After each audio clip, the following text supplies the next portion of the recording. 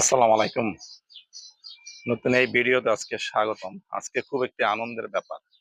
তা হলো বাংলাদেশের জাতীয় ফুটবল দল ইউরোপে গেছে। সুদূর ইউরোপ।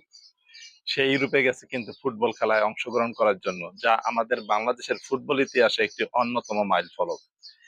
বাংলাদেশের ফুটবলের এমন একটি অবস্থা হয়েছিল দীর্ঘ 15-20 বছর, যেখানে ফুটবল দেখা নিয়ে, ফুটবল খেলা নিয়ে বাংলাদেশের মানুষের, বাংলাদেশ দলকে নিয়ে কোনো উৎসাহ উদ্দীপনা ছিল না। যেখানে বাংলাদেশের ফুটবল দল কিন্তু ফুটবল সমর্থক যারা আছে তারা কিন্তু ফুটবলের প্রচন্ড ভক্ত। আপনি দেখেন, ওয়ার্ল্ড কাপ শুরু হওয়ার ঠিক আগ মুহূর্তে সারা বাংলাদেশে কিন্তু পুরা আমেজে তৈরি হয়েছে। জার্সি তৈরি হইতেছে হরদম, ব্রাজিল, আর্জেন্টিনা, ইতালি জার্সি তৈরি হইতেছে। কেন এই উন্মাদনা? ফুটবল প্রেমী মানুষ বাংলাদেশে। বাংলাদেশের ফুটবলটারে ধ্বংস করছে এই যে সাবেক যে ফুটবল তারকা প্লেয়ার ছিল, তিনি ফুটবলের সভাপতি ছিল, সে হলো সালাউদ্দিন আহমেদ।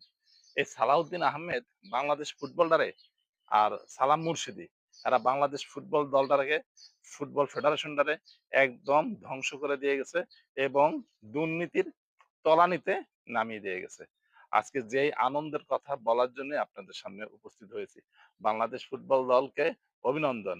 সেখানে হার জিত থাকতে পারে, কিন্তু বাংলাদেশ দল দেখেন আজকে বিশ্বের বুকে মাথা উঁচু করে খেলতেছে। বিশেষ করে ইউরোপিয়ান লিগের অনেক ফুটবল খেলোয়াড় কিন্তু বাংলাদেশে খেলার জন্য আগ্রহ দেখিয়েছে। তার মধ্যে কিন্তু এই যে হামজা, দেখেন কত, হামজা চৌধুরী, সুমিত সোম কানাডা থেকে চলে আসছে বাংলাদেশ দলে খেলার জন্য। কতটা দেশের প্রতি মায়া মহব্বত তাদের, তাদেরকে অভিনন্দন জানাই।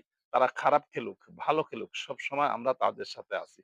কেননা একজন প্লেয়ারের ভালো সময় আমাদের তার পাশে থাকতে হবে, খারাপ সময় আমাদের তার পাশে থাকতে হবে। তাহলে তাদের খেলার প্রতি আগ্রহ সৃষ্টি হবে। ব্যর্থতা সফলতা দুটোই থাকবে। কিন্তু আমরা করি কি, তারা যখন খারাপ খেলে বা একটা খারাপ রেজাল্ট আসেন, সেই সময় কিন্তু আমরা তাদের সাথে থাকি না। এটা কিন্তু একটা বড় ভুল। তেমনি এই যে বাংলাদেশ ক্রিকেট দল, তারাও কিন্তু একসময় ভালো খেলতো। এখন একটু মাঝে এইরকম এই দুর্নীতির কারণে, পাপন দুর্নীতির কারণে, এটা অন্য একটা ভিডিওতে আমরা আবার আলাপ করব। যার ফলে এখন বাংলাদেশ দলটা কিন্তু আস্তে, আস্তে সামনের দিকে এগিয়ে যাচ্ছে। তো বাংলাদেশ দলকে অভিনন্দন। তাবিদ আউয়াল, যে কিনা বাংলাদেশ দলের, বাংলাদেশ, বিশেষ করে বাংলাদেশ ফুটবল ফেডারেশনের দায়িত্ব নেওয়ার পর আমাদের ফুটবলের একটি জোয়ার বইতেছে। আসুন আমরা এই ফুটবল দলকে স্বাগতম জানাই এবং আগামীতে যেন তারা আরো ভালো খেলতে পারে এবং তাদের উৎসাহ দেওয়ার জন্য